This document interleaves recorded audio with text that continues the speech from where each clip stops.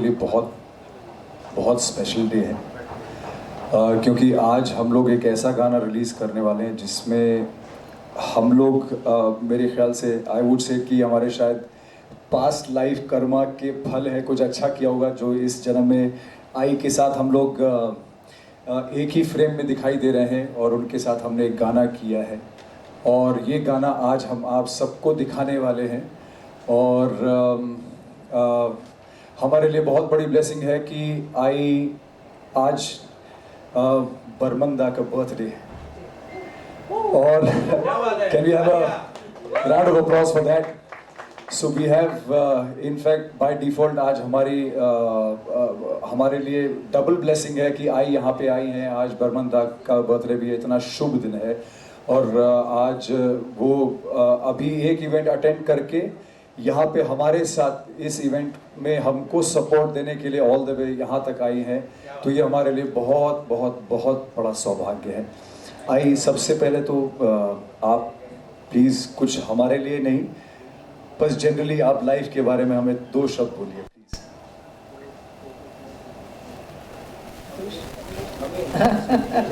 हम young boys हैं, अभी करियर शुरू हो रहा है जिंदगी में, उसके बारे में हमें क्या करना चाहिए?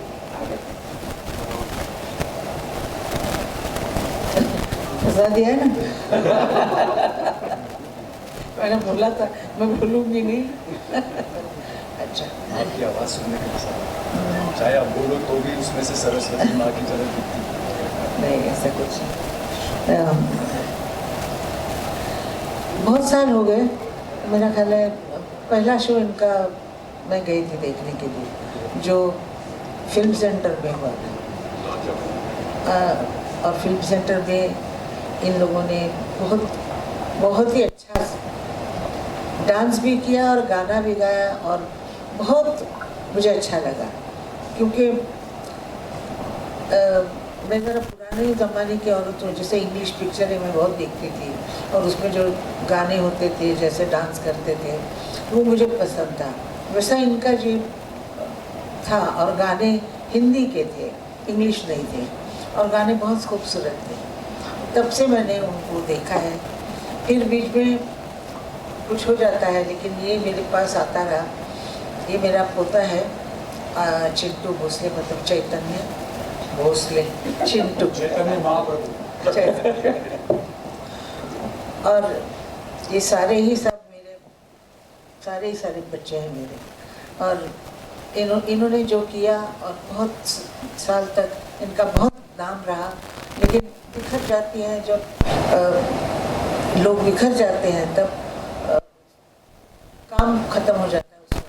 जैसे होता है म्यूजिक डायरेक्टर, तो होते हैं अलग हो जाते हैं तो नाम ठीक नहीं होता। वैसे ही फिर उनके दिमाग में ये आया, मैंने भी इनके दिमाग में डाला कि कुछ करो, तुम अभी तक कर सकते हो, एक साथ करो, साथ पर छोड़ना।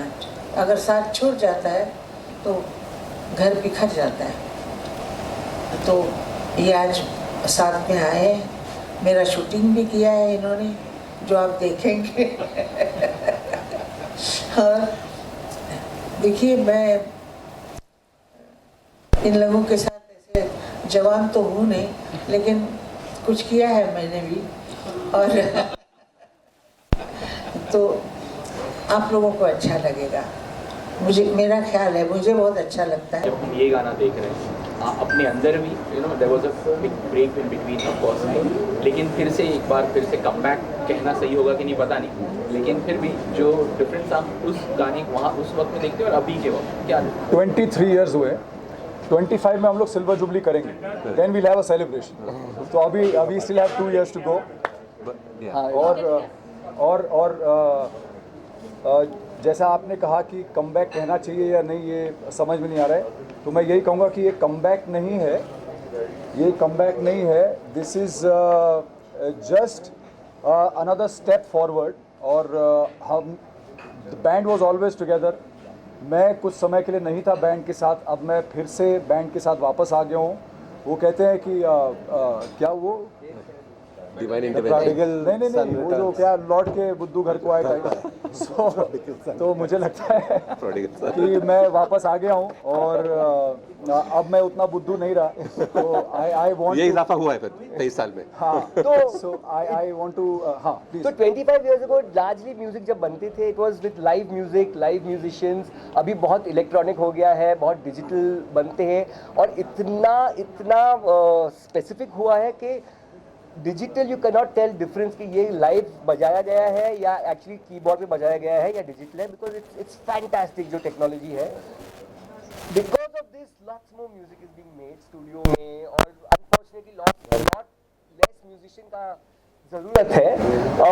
बट आई थिंक जो ये गाना है जो हमने बनाया है, हमारा जो फर्स्ट गाना था मेरी नींद was more digital, of course there were live instruments also, but it was a very modern digital sounding song. ये गाना is very organic, beatboxing, bass, a cappella वो सब है इस गाने में। गिटार भी लाइव बजाया गया है and of course the voices take the lead.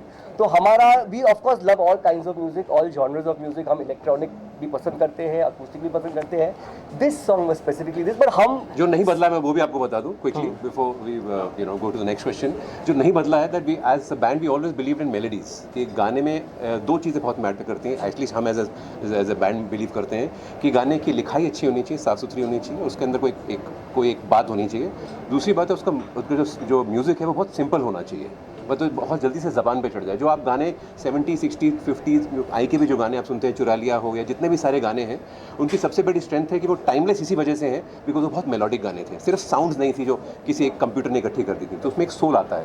तो that's what we as a band I think also what we must understand is that music जो हम लोग आज भी रिपीटेडली वही 70s का आई के, किशोर दा के, रफ़ी साहब के, लता जी के, ये सब गाने हम लोग जो रिपीटेडली आज भी रीमिक्स करके गा रहे हैं, वही सुन रहे हैं। उसकी वजह यह है कि उनकी एक तो मेलोडीज़ बहुत स्ट्रॉन्ग होती थी, melodies like a soul, and most important is that जो लिरिक्स उस वक्त यूज़ की जाती थी, जो वर्ड्स यूज़ किए जाते थे, वो इतने गहरे होते थे, इतने सिंपल होते थे, लेकिन उनकी गहराई बहुत होती थी। तो आनंद बख्शी हैं, ये सब लोग ऐसी लिखाई लिखते थे कि वो एक एक शब्द आपको सीधे हार्ट में हिट करता था। आज की डेट में वो शायद चीज़ मिसिंग है, क्योंकि आज की डेट में शब्दों का इस्तेमाल नहीं हो रहा है, गाली गलौज का भी इस्तेमाल हो रहा है, और बहुत सारी ऐसी चीज़ों का इस्तेमाल हो रहा है जो समझ में नहीं आता है, वो सुनने का मन नहीं करता, उससे दूर भागने का मन करता है। So music is the language of the soul. और मुझे ऐसा लगता है कि म्यूज़िक को हम लोग, साउंड हमेशा चेंज होती रहेगी as time passes by, we keep evolving. तो साउंड बदलती रहती है, लेकिन मेलोडी जो है, जैसे आदमी की बॉडी बदलती है but the soul remains the same, तो इसी तरह से मेलोडी जो है, और मेलोडी और लिरिक्स वो सोल है, और बॉडी है साउंड जो बदलती रहती है, लेकिन सोल कभी नहीं बदल सकती। तो मेलोडी के बिना कोई गाना कभी भी सक्सेसफुल हो ही नहीं सकता है। जी सर, लिखावट के अलावा जो विजुअल भी बहुत अच्छा था, पिंक एंड व्हाइट का जो यूज किया था सर, बहुत अच्छा लगा था। थोड़ा उस बारे में बताइए, बहुत देखने बहुत फॉरवर्ड था। मैं अपने मुंह से अपनी क्या तारीफ करूँ? नहीं। तो दिस वाज सुधांशु's आइडिया। तब at least that when I heard about it I was like pink, नहीं हर बंदे पर थोड़ा पिंक होना चाहिए। It was just a very creative concept. पता नहीं वो क्या पी रहा था, कौन सा पानी पी रहा था तब। आई की साड़ी के साथ मैच हो रहा है, तो it's very symbolic. I think वो सुधांशु जो तूने ब्रीफ हमें दिया था, I think it's best that the world also gets to know कि क्या ब्रीफ था दे रहा हमारे लिए। व्हाइट हमारा सिग्नेचर है, ये सबको पता है। पिंक कहाँ से आया ये सुधांशु एक्सप्लेन कर। मेरा ब्रीफ ये था कि हम उनके साथ काम करने जा रहे हैं जो ब्लैक एंड वाइट एरा में सबसे कलरफुल पर्सनालिटी थी और सबसे कलरफुल आवाज़ है ना, और आज भी वही है। तो हम जैसे लोग भी ब्लैक एंड वाइट हैं, लेकिन हम उनके कलर का एक छोटा सा एक कण लेके घूम रहे हैं कहीं पे, और इसीलिए मैंने वो पूरा ब्लैक एंड वाइट वीडियो सोचा था, और उसमें एक डैश ऑफ पिंक, और फाइनली जब हम आई के साथ आएंगे तो एक पॉइंट पे हम सब कलरफुल हो जाएंगे। That is what the whole thought was, and that is how we. जी जी तरह से छाए हुए हैं, और जो आपने पूर्वा के लिए बोला, जो आशीष विद्यार्थी के खिलाफ बोली थी, उसके बारे में अगर कुछ बताया। मुझे लगता नहीं है कि ये सही जगह है उस बारे में बात करने के लिए, बट ट्विटर में मैं छा रहा हूँ। थैंक यू, आपने इतनी अच्छी बात बोली, बट उसमें मैं एज एन इनोसेंट छा रहा हूँ, नॉट एज अ ट्रेटर। और सेकंड जो मेरे मन में आया जब मैंने पहले कुछ एपिसोड्स देखे, क्योंकि एपिसोड्स देख के मुझे समझ में आया कि वहाँ पे क्या हो रहा था, बिकॉज वहाँ पे समझ में नहीं आता है। 12 घंटे आप लोग शूट करते हैं, उसका 1 घंटा हम लोग यहाँ पे देखते हैं, तो कुछ चीज़ें मुझे नहीं समझ में आई तो मैंने उसको I was vocal about it, मैंने उसको वॉइस आउट किया अपने इंस्टा लाइव में। और जिन लोगों को ये बात पहुँचनी थी उन तक मैसेज पहुँच गया, हमारी बातचीत हो गई, everything is okay, so we should move on from there. Asha ji ने जैसे आपने बताया वो स्टूडेंट रही है म्यूजिक की, आपने इनसे क्या क्या सीखा है म्यूजिक की? सबसे इंपॉर्टेंट एस्पेक्ट तो ये है कि आपको सारी ज़िंदगी स्टूडेंट ही रहना पड़ता है। अगर आपको लाइफ में कुछ अचीव करना है तो अगर आपने ये मान लिया कि आप किसी पड़ाव पे आकर सब कुछ आप गुरु हो गए, आप सब सीख गए, तो उसके आगे की आपकी जर्नी ख़त्म है। तो लाइक आई सेड कि मैंने अभी जिससे पहले भी कहा कि अगर एक 92 की एज पे she is timeless, she is effortless, she is flawless, ये is because of the hunger of a student. ये अगर आप कोई भी हम म्यूजिशियन हो या राइटर हो या एक्टर हो, he wants to grow in life, so the only way you can do is if you stay a student for the medium that you belong. And her dedication to her art is even It's today she does phenomenal. not know what ice cream tastes like because she said गला खराब हो जाएगा, मैं नहीं खाऊंगी। So that is the dedication. रियाज का फ़र्क तो समझ आता ही है ना। आपने ये बोला कि हमने क्या सीखा, यही हमारे लिए कॉम्प्लीमेंट है कि हम आपको लग रहा है हमने सीखा कुछ, यही हमारे लिए बहुत बड़ा कॉम्प्लीमेंट है। ये टाइटल जो लगाया है सर फिरा, इन सर फिरा, इसमें किसी का सर फिर चुका है? मेरा उस पे तो उस तरह फिरा है। एक्चुअली ये कॉन्सेप्ट जो है वो है जब इंसान प्यार में होता है तो उसका दिल थोड़ा सा हाँ जी, पहले तो मैं ये बात कह दूँ कि 2007 में मैंने आशा जी के साथ एक काम किया था जिसमें मैं एज ए कोरियोग्राफर था। तो मुझे मेरे लिए बहुत ही प्राइसलेस मोमेंट था जब मुझे सुधांशु भाई ने इस चीज़ के लिए बताया कि हमको ये करना है और आशा जी के साथ करना है, तो मैं तो उछल पड़ा, क्योंकि मुझे ये अवसर मिस नहीं करना था, क्योंकि मैं चाहता था कि हर एक डायरेक्टर की ख्वाहिश होगी कि किसी लेजेंडरी के साथ काम करे, राइट।